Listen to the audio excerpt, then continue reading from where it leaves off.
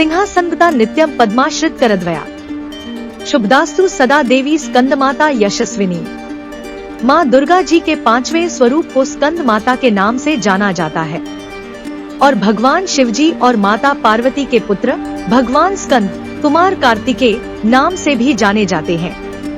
और कुमार कार्तिकेय प्रसिद्ध देवासुर संग्राम में देवताओं के सेनापति बने थे और पुराणों में इन्हें कुमार और शक्तिधर कहकर इनकी महिमा का वर्णन किया गया है। इनका वाहन मयूर है और इन्हें मयूर वाहन के नाम से भी अभिहित किया गया है और इन्हीं भगवान स्कंद की माता होने के कारण माँ दुर्गा जी के इस 5वें स्वरूप को स्कंद माता के नाम से जाना जाता है। और स्कंद माता की उपासना नवरात्रि पूजा के 5वें दिन की जाती है और इस दिन साधक का मन विशुद्ध चक्र में अवस्थित होता है।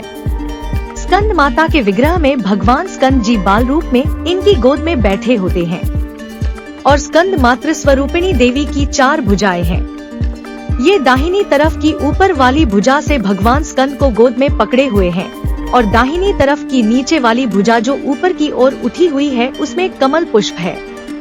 और बाईं तरफ की ऊपर वाली भुजा वर मुद्रा में तथा नीचे वाली भुजा जो ऊपर की ओर उठी है और उसमें भी कमल पुष्प ली हुई है।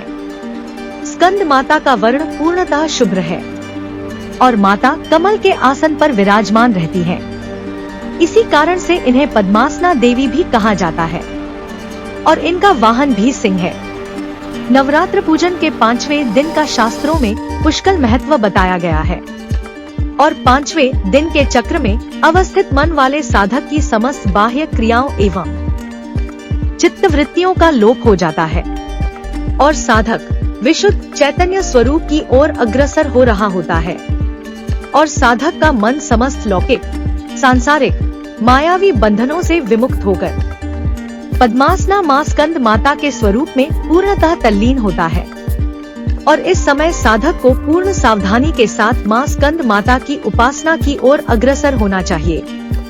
और साधक को अपनी समस्त ध्यान वृत्तियों को एकाग्र रखते हुए साधना के पथ पर आगे बढ़ना चाहिए। मां स्कंद माता की उपासना से भक्त की समस्त इच्छाएं पूर्ण हो जाती हैं और इस मृत्युलोक में ही उसे परम शांति और सुख का अनुभव होने लगता है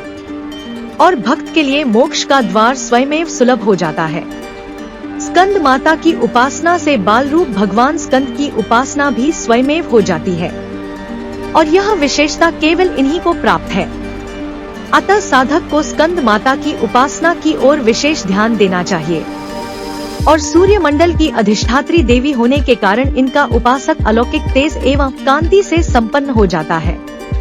और एक अलौकिक प्रभा मंडल अदृश्य भाव से सदैव उसके चतुर्दिक परिव्याप्त रहता है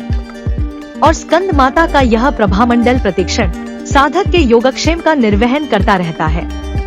अतः हमें एकाग्र भाव से मन को पवित्र रखकर मां स्कंद माता की शरण में आने का प्रयत्न करना चाहिए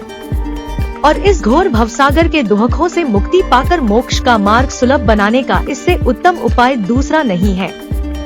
आपको कथा अच्छी लगी तो लाइक शेयर सब्सक्राइब कीजिएगा।